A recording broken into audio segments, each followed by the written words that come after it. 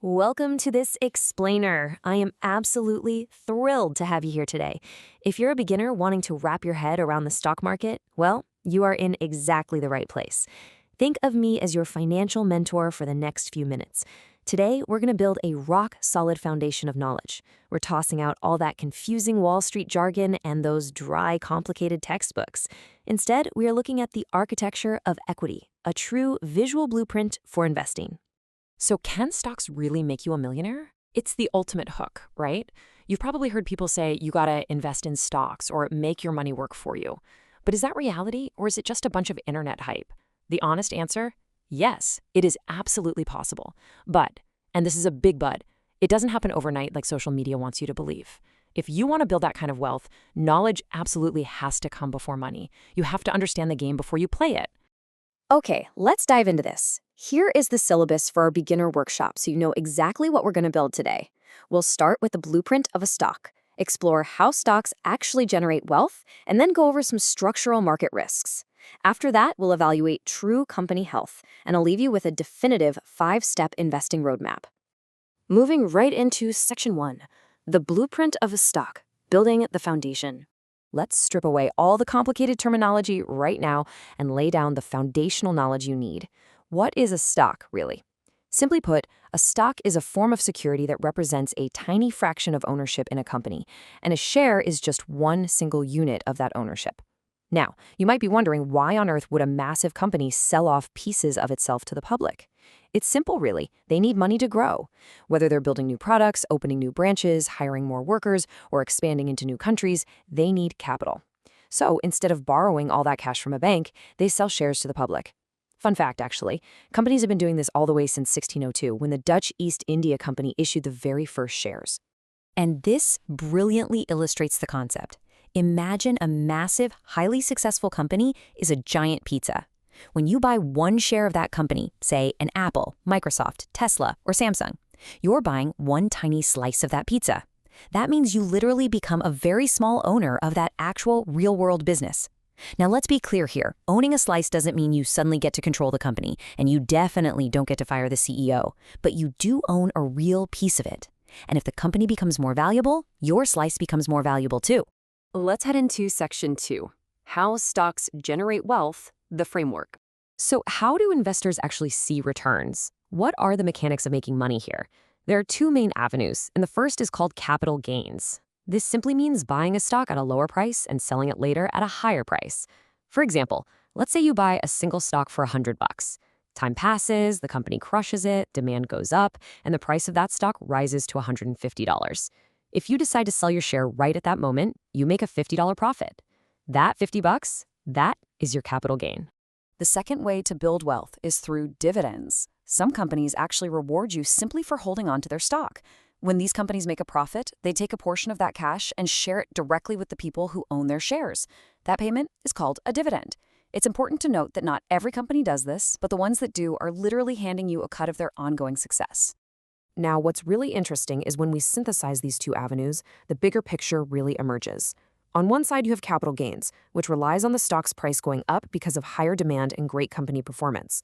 On the other side, you've got dividends, where you receive a direct cash share of the company's profits. When a new investor combines price growth with those dividend payouts, you start to see exactly how your money can really work for you over time.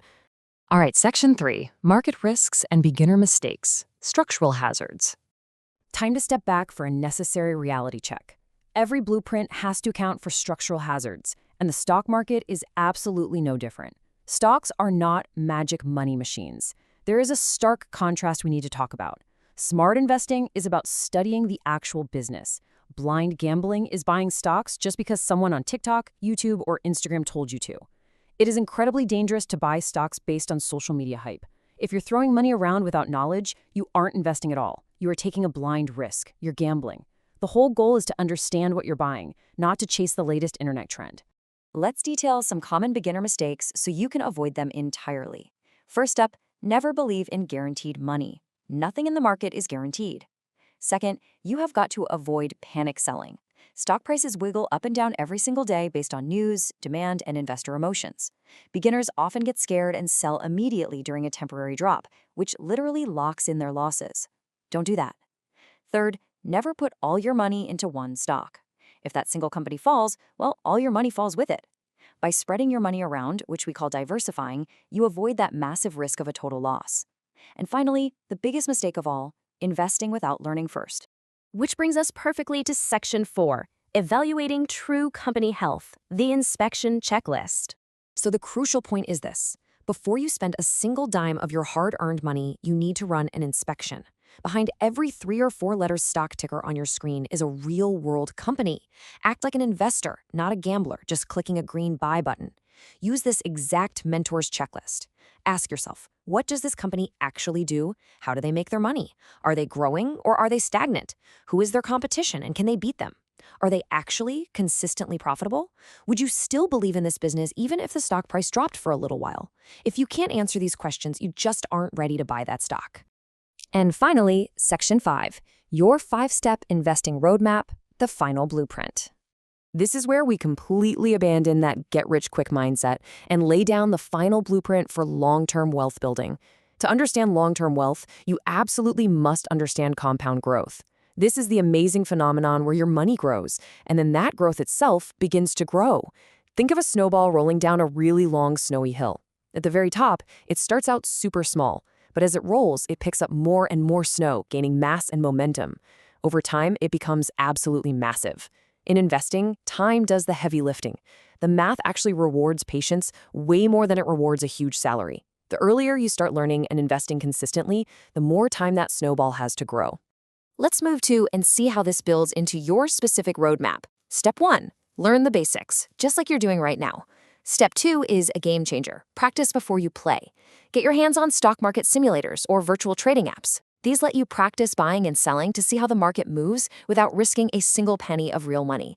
Step 3, do not copy random people online. Do your own real research. Step 4, think long term. Investing is about building wealth slowly and wisely over years. And step 5, never ever invest money that you cannot afford to lose. Take a mental snapshot of this roadmap. This table is your printable summary, your final workshop handout to keep. It cleanly organizes those 5 actionable steps we just discussed. Keep your focus on understanding real companies. Utilize those simulators for safety. Completely ignore the dangerous noise of social media. Practice immense patience for wealth over time, and use strict risk management. This right here is your actionable visual blueprint. I want to leave you with this final, incredibly powerful thought. Knowledge first, money second. Don't chase money. Learn how money works. Real wealth building isn't a scratch-off lottery ticket. It's a lifelong skill built on patience, consistency, and a whole lot of understanding. So, armed with this brand new blueprint, which company's foundation are you gonna inspect first? Thank you so much for joining this explainer workshop. Stay curious and go start investigating.